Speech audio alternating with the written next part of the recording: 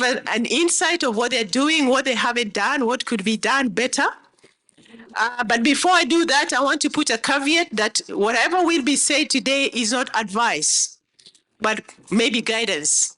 So do not take it as a law and say they said at the Global Women Investors, they said A, B, C, and put us in trouble. Do not make any claims, okay?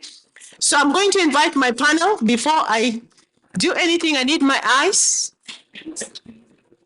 We're getting to that stage where age is catching up with us. So first and foremost, my colleague has already introduced what this topic is all about, is intellectual property right. If you don't know what intellectual property right is, you're going to know what it is today, because in my expert panel, we have the people who know what they know and can define it and also explain it in simpler terms for you to understand. So we also want to understand its significance to our businesses, our ideas, whether they're already existing, we are working on them, we are trying to protect them before we bring them to light, or we are trying to secure them. Those are two different things. So first and foremost, my name is Perez Ochieng, and my company name is Sakoma Global Food Innovation. And I happen to be also a nominee for the awards tomorrow. Please count for me. Thank you. Thank you so much. So my first moderator is John.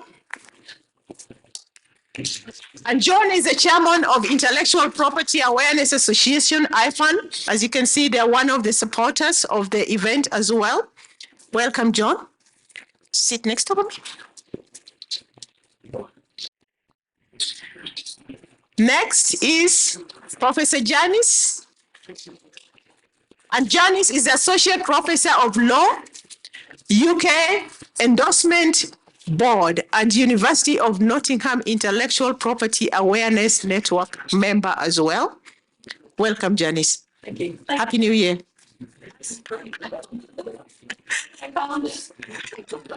Thank you so much. And the next is Phoebe. And Phoebe Whitlock is the legal counsel, director, and board member of IPAN as well, and also a UK delegate from UN Women UK to the 68th Commission for the Status of Women. Welcome. Thank you. So I have another lot of people to call to sit at the front, but I see they're already there, so I will not call them for now because they are our showcase for today. So I want to start with our panelists, just to say who they are, what they do, and what's so special about you being in the intellectual property rights panel. And then I'll pick up from there. I'll start with John.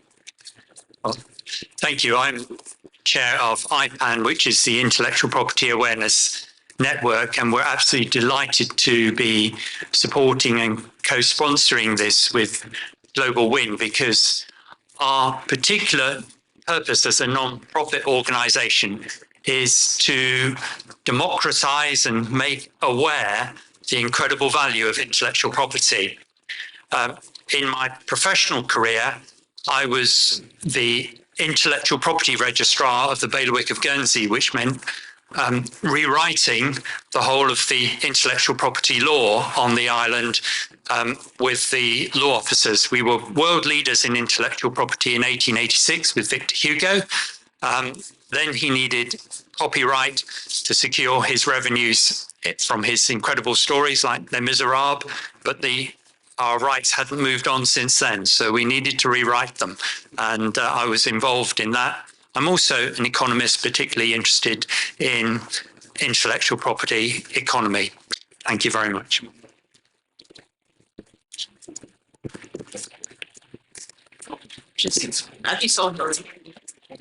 Hello, everybody. I'm Janice Denoncourt. I'm an associate professor at Nottingham Law School and Nottingham Trent University. But I'm also director of the IP Awareness Network alongside my colleagues. And basically, I've been involved in IP probably for over 30 years. I started in a corporate commercial business. It was a small listed technology company that had acquired NASA rock-breaking technology, and you know who had to manage it because the accountants, the engineers didn't know about intellectual property rights. So I skilled myself up, became qualified, ended up advising in IP litigation for a few years, and basically now I overlap between corporate governance, company law, and intellectual property and intangibles. So as your businesses scale up, they become super important, particularly in the 21st century, where we have a lot more intangible asset value than we've ever had before. So that's my area of interest. Thank you, Janice and John. So as they've said, we all are involved into the Intellectual Property Awareness Network. And I just want to say well done, Bola and Bola's team for putting on such a lovely event. So I am a legal counsel, and what that means is I am a lawyer, but for a company and not for a law firm. So I spend a lot of my time with members of the business coming to me and saying, someone's complained that we're using their trademark, or we have this new product and we want to know how we can license it properly. So for me, IP really underpins all of the business activities, and once you sort the IP, everything else flows from there. Thank you so much. Thank you so much. Very esteemed panel we have, as you can see.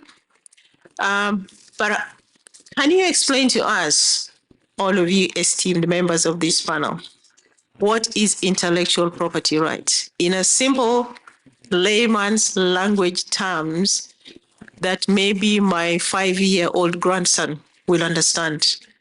And then follow that with explanation why it is important for these amazing business women, inventors and innovators. Wow, for a registrar of intellectual property, that's quite challenging. So you have a 5-year-old grandson? Yes. And has he ever done any pictures or paintings for you? Any drawings? And brings them from school and gives them to me and saying, Grandma, this is your present. And did you like them? Yes, I do. Oh, that's wonderful, because he's got intellectual property. He has. And he's created something of value to you. So you could explain to your grandson, if he's got his paints or his crayons and he's got a piece of paper and he's drawn a picture of grandma, okay? So he then has copyright in that picture, and he can give it to you, or he can give it to mummy, or if somebody else thought it was value, he could sell it to somebody else. So your grandson is already creating intellectual property, but sort of broadly speaking, then intellectual property will be your most valuable asset. And that's why we're really interested in it as IPAN. The big corporates, the Googles, the Microsofts of this world, if you looked at companies 25 years ago, 75% of their value could be encountered by tangible assets. Now it's the reverse. It's the intangible assets. But it's even more important for you as inventors and startups. If you've just got some creative work, some lovely painting, or you've got some music, you're digitizing it and putting it out under digital rights management from your garage, you might have virtually no tangible assets, but you could have huge intangible assets. So it's really important you know what it is, you can understand it, and you can leverage its value for your business, and also to control its use. Because if you want it for sustainable, ethical development, you don't want your brand taken by somebody else and misrepresented. So this is really important, I think, for everyone here. Yes, well, I'll carry on from John's introduction. And basically, the concept of authorship is what John has introduced you to. Another key concept is exclusivity. So it's a legal construct that gives you exclusivity over your idea in copyright, or if it's a patent, over how something works. So that could be a product, a machine, how the machine works, or it could be a process. and you have the ability to stop others from using your invention or reproducing, copying, say, your artwork or your product packaging without your permission. And so you can grant permission for free, or you could license your permission and generate an income stream, royalties, from the use of your exclusive right. But these rights are time limited. So, not all of them are, but the major rights are time limited. So copyright lasts a very long time. If you're a human being, it's your lifetime plus 70 years. So, that's a very powerful right. And if you generate income from your copyright, that's for your lifetime and also for that of your family or other people to whom you bequeath that right. Patents are much shorter. Patent duration is only 20 years. So it's a maximum. So you have to know the characteristics of the type of rights that are relevant to different aspects of your business. And I would say, a good way to think about it is the big five. So if you go on a safari, the big five animals that you want to see, well, you want to see those in your product or whatever your business idea or service is. You want to think about, well, do I have a copyright? Do I have anything patentable that protects how my process, my machine works? Do I have any design rights that protect the 3D appearance? Because that's another big type of IP right. What is my brand? How do I call my product? Do I need to search to make sure that that name is still available? Nobody else has trademarked it in the class of goods and services that I've used. And then the final big five, I would say, is any trade secrets. So some of you might have trade secrets in a recipe, in an ingredient list, in how you produce something. And so your trade secrets or confidential information, your fifth thought that you need to check. So I would say to each of you, think about your key product, because you may have a few, but what is your key product or service? And have you thought about each of those big five? And are you doing something about each of those? Maybe not all at once, but the most important aspect first, and move on from there. Thank you so much. Wow, that was a very brilliant answer, Janice. I can't really add much to that. I would just add that when I was starting out in my career, the way I chose to think about IP rights, and it may be beneficial to you, was that they are protection for your ideas. So your idea, as Janice has said, can be protected in a number of ways. So you have to figure out what your idea is. Not your brand per se, but what's your specific idea? What's your USP that makes you different from everyone else on the market? Why should customers buy from you? And I think that's what I'd add to these two excellent answers that have gone before. Okay. Yes, if we can just run through this session, and then if you keep the questions, we'll be able to handle them all together. We just want to keep on time and tight and keep you engaged on your seats and listen and learn. This is a coaching session. It's a learning session for all of us. So before I call on some of our innovators and inventors in this room today, how many of you are accountants here? Okay, how many of you have seen their financial statements, your book of accounts, the ones that you submit to Companies House? How many of you have read their balance sheet? The one that happens after your profit and loss. Okay. So I'm just going to do a small session on how to read and include your intellectual property right in terms of what John says. When you read your financial statements, there's a balance sheet that says your assets, and usually they're either physical assets, your chairs, your computers, your other things. How many of you have added their intellectual property right as an asset there? Yes? Then you need to speak with these people here, because that is how you commercialize your intellectual property rights. You'll be surprised to find that the value of your IP is much higher than all your computers and all your stocks and everything else. So that is one learning point. Before I go to the next section, I want to invite the following ladies. I can see they're already giving me beautiful smiles where they are. And there. Zahra and Batul, all the way from Saudi Arabia. Hello. Could I also have Tizania? Couldn't find her, but I hope she's in the audience here. Tizania? No? And then Olaf from Iceland? Perfect. And then the last person that would be in this session, if she is here, is Oslia from Zimbabwe. Thank you so much. This is not to put you on the spot, but we are going to give you 3 to 4 minutes each. So just to explain these 4 points. Do not divulge anything that you do not want us to know in terms of your protecting your intellectual property rights. So the first item, I would like you to say, first of all, state who you are, what you do, status of your innovation.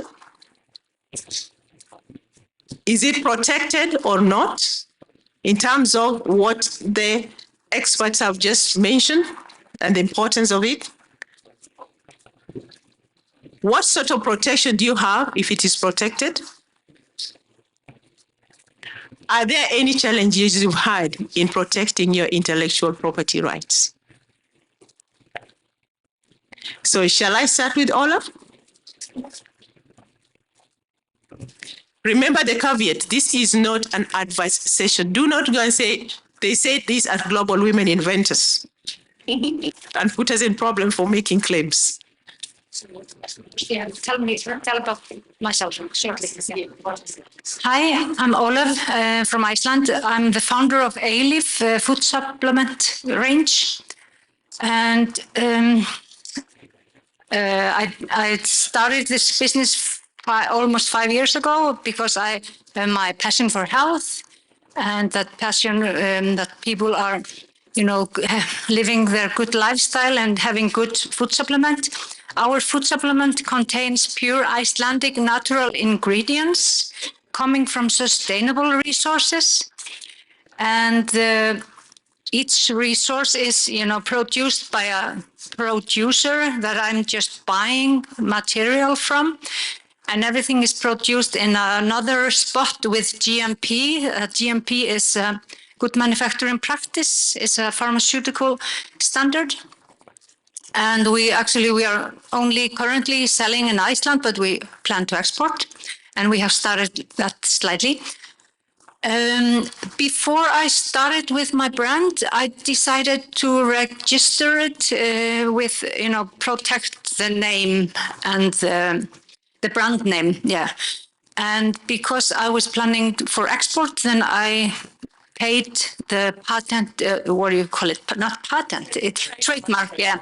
I paid for the trademark in 30 countries. One of them is China, and then it's European countries and USA. And I think we are in class 5, food supplement, yeah. And it was so strange about this registration because last year I got many emails from China telling me I should register my brand name also in class 2. But somehow they heard of, I'm not sure how, they heard of that we were preparing cosmetic line. But I'm not sure why this went out. But we thought, okay, because my specialist doing the registration process, she said, forget it. Don't reply on it. Because China is so big and you're never going to go for class 2. You don't have to. So that we just ignored it. But because we are not in this category yet. And what was there another thing I should tell you about? Let's talk about the challenges and the protection. So I think you covered it. Okay. Thank you. Thank you so much. Thank you so much. My esteemed experts, just take notes because we are going to be calling on you to help us out if we need your help, but I believe we do. So shall I have Zahra and Batu?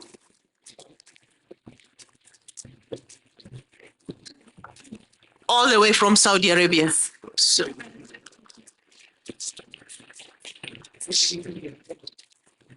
Hello, everyone. My name is Batul, and my name is Zahra. We are sister, and basically, I'm the co-founder, and she's the founder of our business. We are having a chocolate factory in Saudi Arabia. It seems. Thank you very much.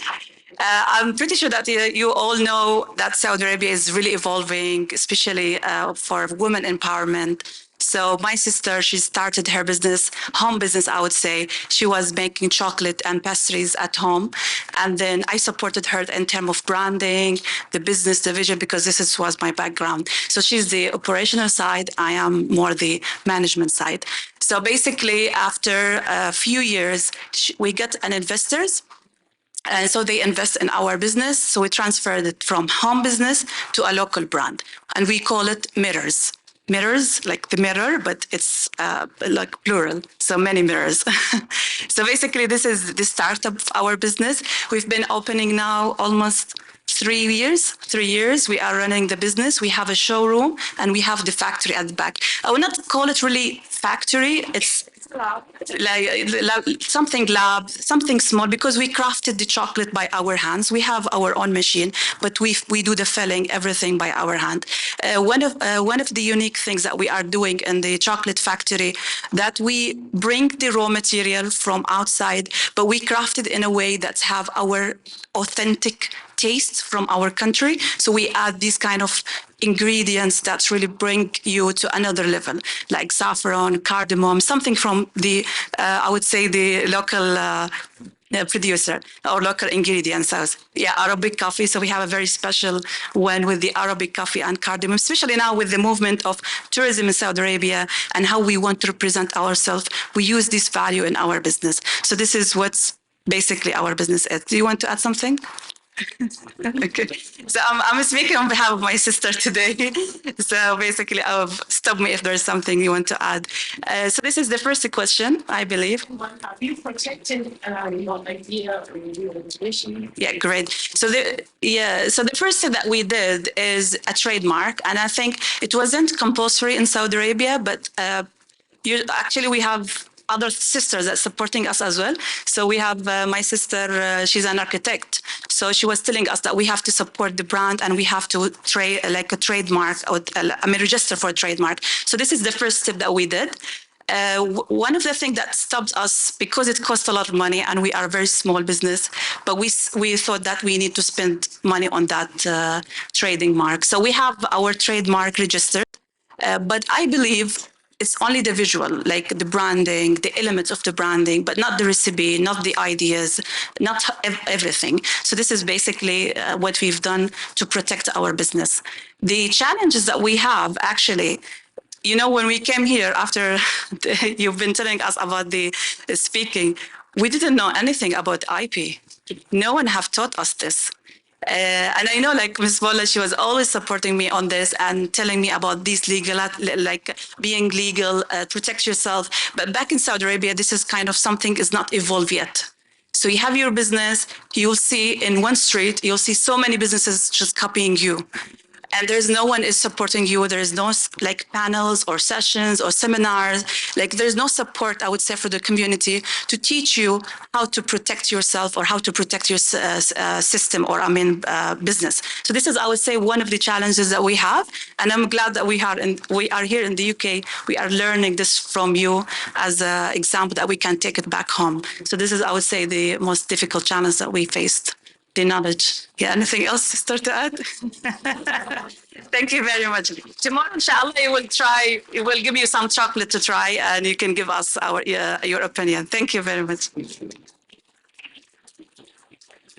Thank you very much.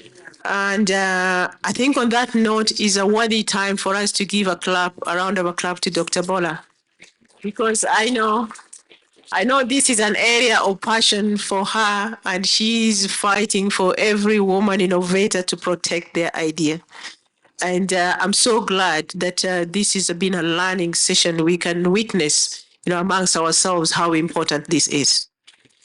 So without further ado, I will invite my good lady from Zimbabwe, all the way from Zimbabwe.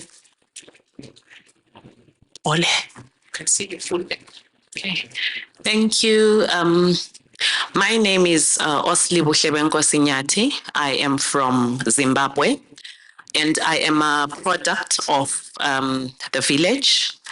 I grew up in the rural areas, and where there's no refrigeration, specifically for the purposes why I'm up here. And so when I got into town, I was intrigued and shocked that milk could not last outside the refrigerator, being a perishable. But from the village where I grew up from, my grandmother would prepare milk that would last us for up to 2 weeks with no refrigeration.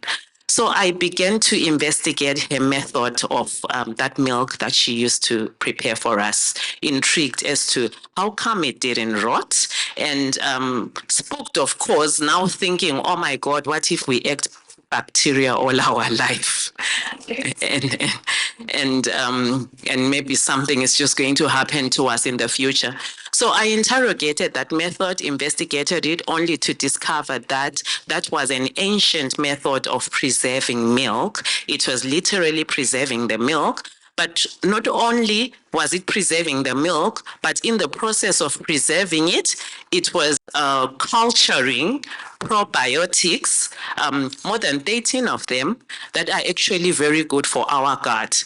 And I remember, if you didn't want to take the milk, my grandmother will say, something is going to go wrong with your stomach. Then so it began to make sense. Intrigued by that, I started creating and investigating ways of commercializing that. I'm a health freak myself, and I love to create healthy communities. And actually, all the products I make, the thrust and the vision behind them is to bring healthy food solutions to our communities. So when I noticed the amount of health benefits in that method, for me, it began more to be about giving our society something that had more health benefits. So I then created ways of commercializing it, which was a struggle from where I come from, because number one, indigenization is always a challenged move. So I was taking this indigenous archaic product and bringing it into the civilized society. And so there was no room in my country and in my space to commercialize it. So I fought through that. I had to prove that the product was safe health-wise. I had to prove that the product had health benefits. And thankfully, after a long struggle, the product was then commercialized. I also had to find ways, because remember, in the village, my grandmother will prepare this milk from, I don't know what you call it, the clay pots. So I had to find ways of magnifying the clay pot, because speaking today, in my factory, we brew about 80 to 90,000 liters of milk into that product.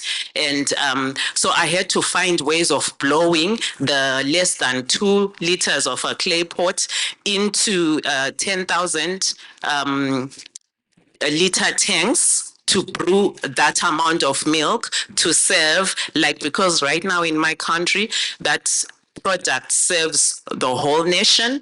It also has found itself into the neighboring countries like Zambia, South Africa, Botswana, and into even the other European countries. Like today in the morning, I received my first commercial order from someone here in England who has a business that's selling indigenous products.